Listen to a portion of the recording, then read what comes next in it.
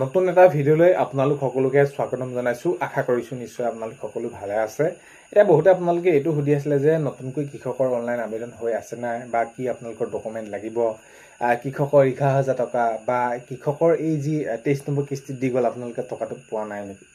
তো কি হ'ব, এই সকলোখিনি বিষয় আজিৰ এই ভিডিঅ'ৰ জৰিয়তে আপোনালোকক জনাবলৈ গৈ আছোঁ। ভিডিঅ'টো বহুত বেছি দীঘলীয়া নকৰোঁ, যিকেইটা কম আপোনালোকে কথাখিনি গুৰুত্ব সহকাৰে ল'ব আৰু যদি আপোনালোকে কৰি থয় তেনেহ'লে আগন্তুক সময়ত আপোনালোকে এই সুবিধাসমূহ লাভ কৰিব।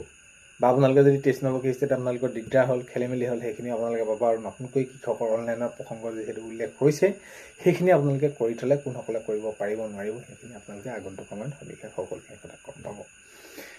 এতিয়া নতুনকৈ কৃষকৰ অনলাইন হৈ আছে নাই, নতুনকৈ কৃষকৰ অনলাইন আবেদন হৈ আছে। এতিয়া তাৰ বাবে আপোনালোকৰ বিশেষ আপোনালোকৰ ডকুমেণ্ট লাগিব যে জবাববন্দীত আপোনালোকৰ নিজৰ নামটো থাকিব লাগিব, অৰ্থাৎ আপোনালোকৰ মাটি বাৰীৰ নাম আপোনালোকৰ থকাটো আজিকালি বাঞ্ছনীয়, সেইখিনি আপোনালোকৰ থাকিবই লাগিব আপোনালোকে আবেদন কৰিবলৈ। তো অতি সোনকালে আপোনালোকৰ যদি নাম আছে তেনেহ'লে আবেদন অতি সোনকালে কৰি লওক, কাৰণ কেলৈ প্ৰত্যেকটো সময়তে এইখিনি আবেদন হৈ নাথাকে। কৃষকৰ আবেদন কৰাৰ পিছত যেতিয়া নেকি 24 নম্বৰ কিস্তিটো দিব, 24 নম্বৰ কিস্তিটো দিয়াৰ লগে লগে আপোনালোকে একেলগে সেই টকা পাব। তো সেইবাবে কৃষকৰ অনলাইন হৈ আছে বুলি ক'ব পাৰি। আৰু যদি আপোনালোকে এইখিনি সবিশেষ জানিব বিচাৰে তেনেহ'লে CSC চেণ্টাৰত যাব, নহ'লে কৃষকৰ অফিচৰ পৰা আপোনালোকে এটা ইনফৰ্মেশ্যন লৈ আহিব, হয় নহয় কি কেনেদৰে। তো সকলোখিনি সবিশেষ হোৱাৰ পিছত আপোনালোকে আবেদন কৰি দিলে আগন্তুক 24 নম্বৰ কিস্তিৰ পৰা আপোনালোকে টকা লাভ কৰিব।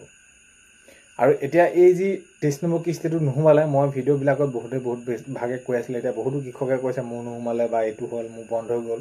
তো আপোনালোকৰ যিসকলৰ KYC আপোনালোকে আপডেট নকৰিলে, নিশ্চয় বহুতে এতিয়া নকৰিলে, থাকি গ'ল বা এলাহতে থাকিলে, এনেকুৱা ধৰণৰ KYC আপডেট নকৰাসকলে তেওঁলোকৰ অকণমান প্ৰব্লেম হৈছে। বাকী আপোনালোকৰ ধৰি লওক ইলিজিবিলিটি ষ্টেটাছত যদি কিবা এটা খেলি মেলি হৈ আছিলে, FTO প্ৰচেছ হওক বা আপোনালোকৰ আধাৰ বেংক চিডিং একাউণ্ট ষ্টেটাছ, আপোনালোকৰ লেণ্ড চিডিং, তো তেতিয়াও আপোনালোকৰ এইখিনি অসুবিধা আহি পৰিছে। অতি সোনকালে আপোনালোকে সেইখিনি ঠিক কৰি লওক, আগন্তুক সময়ত আপোনালোকে ওলাব। আৰু ইয়াৰ সম্পৰ্কে বহুতে কৈ আছে 11,000 টকা, 11,000 টকা কৃষকসকলে পাব, 11,000 টকা কি কেনেদৰে কৰিলে এইখিনি দিব 11,000 টকা।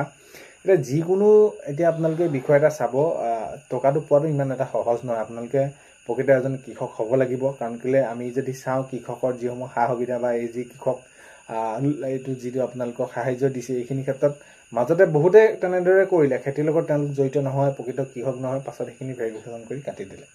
আৰু এইবাৰ ৰাজ্য চৰকাৰে এইটো হাতত লৈছে যে কৃষকসকলে সুবিধা পাবই লাগিব প্ৰত্যেকটো দিশতে, সেইটো যিয়ে দিশ নহওক এইবাৰ কৃষকৰ হৈ বহুতখিনি কাম কৰিব লাগিব। এনেদৰে জনিত আমি যদি চাওঁ এই বিষয়টো পীযুষ হাজৰিকা ডাঙৰীয়াই মন্তব্য কৰিছে। আৰু যি যেনেদৰে নহওক এই সকলোখিনি মুঠৰ ওপৰত কি কৰা হ'ব, দিয়া হ'ব সা সুবিধা। বাৰু যি কি নহওক, এতিয়া কথাটো হ'ল কি, 11,000 টকা প্ৰসংগ যিহেতু উল্লেখ হৈ আছে, এতিয়া আপোনালোকে ফচল বীমা কৰিব লাগিব। ফচল বীমা কৰিবলৈ হ'লে আপোনালোকে কি কৰিব লাগিব, আপোনালোকৰ জমাবন্দীখন লাগিব। তেতিয়া আগন্তুক সময়ত আপোনালোকে পাবই বুলি তেনেকুৱা ধৰণৰ কোনো কথা নাই।